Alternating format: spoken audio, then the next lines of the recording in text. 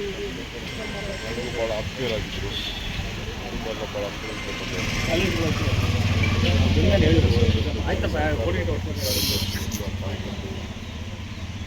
ನಮಗೆ ಸಂಪೂರ್ಣವಾದ ಆಶೀರ್ವಾದವನ್ನು ಮಾಡಿರ್ತಕ್ಕಂಥ ಹಿರಿಯ ಅವರ ಆರೋಗ್ಯ ಮಧ್ಯೆ ಸ್ವಲ್ಪ ಹೆಚ್ಚು ಆಗಿತ್ತು ಮತ್ತು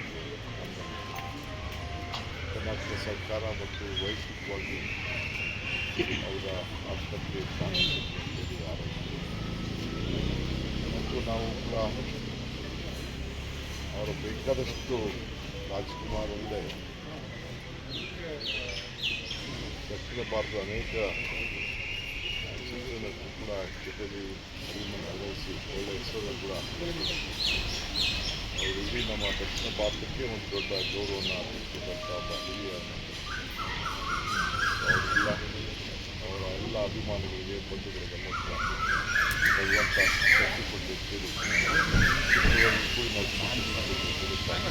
ತಮಗೆ ಯಾವ ಒಡನಾಟ ಹೇಗೆ ಸರ್ ಅವ್ರ ಜೊತೆಗೆ ಲಾಸ್ಟ್ ಟೈಮ್ ಯಾವ ಭೇಟಿಯಾಗಿದ್ದು ಮಾತುಕತೆಯನ್ನು ನೆನಪಿಸ್ಕೊಳ್ಳೋಕೆ ಇಷ್ಟಪಡ್ತೀನಿ. ಖಂಡಿತ ಇತ್ತು. ನಾನು ಇನ್ನೊಂದು ಆಗೋಸ್ಕರ ಸರ್ ಮೇಲ್ಸೇತುವೆ ಉದ್ಘಾಟನೆದೊಂದು ಇಶ್ಯೂ ಆಗಿದೆ. ಅಂದರೆ ಸಿದ್ದರಾಮಯ್ಯ ಅವರಿಗೆ ತಡವಾಗಿ ಆಹ್ವಾನ ನೀಡಿದ್ರು ಅನ್ನುವಂತಹದ್ದು. ಎಲ್ಲೊಂದು ಕಡೆ ಕೇಂದ್ರ ಈ ರೀತಿ ಧೋರಣೆ ಎಷ್ಟು ಮಟ್ಟಿಗೆ ಸರಿ ಅಂತ ಗೌರ್ಮೆಂಟು ಈಗ ಮುಂಚಿತವಾಗಿ ಚೀಫ್ ಮಿನಿಸ್ಟರ್ಗೆ ತಿಳಿಸ್ಬೇಕು.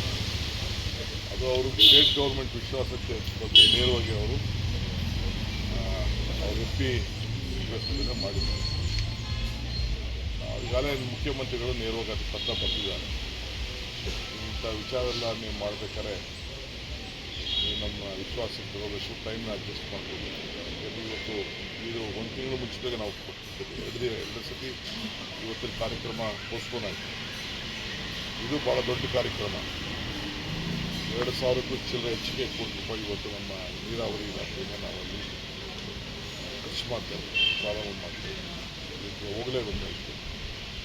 ಮುಂಚಿತವಾಗಿ ತಿಳಿಸಿದ್ರೆ ಖಂಡಿತ ನಾವು ಆ ಪ್ರೋಗ್ರಾಮಲ್ಲಿ ನಮ್ಮ ಮುಖ್ಯಮಂತ್ರಿ ಕೋಆರ್ಡಿನೇಟ್ ಮಾಡಬೇಕಾಗಿತ್ತು. ಕೋಆರ್ಡಿನೇಟ್ ಮಾಡಿ ಉದ್ದೇಶಪೂರ್ವಕವಾಗಿ ಮಾಡಿದ್ದಾರೆ ಅಂತ. ಇಲ್ಲಿ ಅದೆಲ್ಲ ರಾಜಕಾರಣ ಆಮೇಲೆ ಮಾತಾಡೋದು. ಸುರ್ಜೇವಾಲಾ ಬರ್ತಾರೆ ಸರ್ ಇವತ್ತಿನ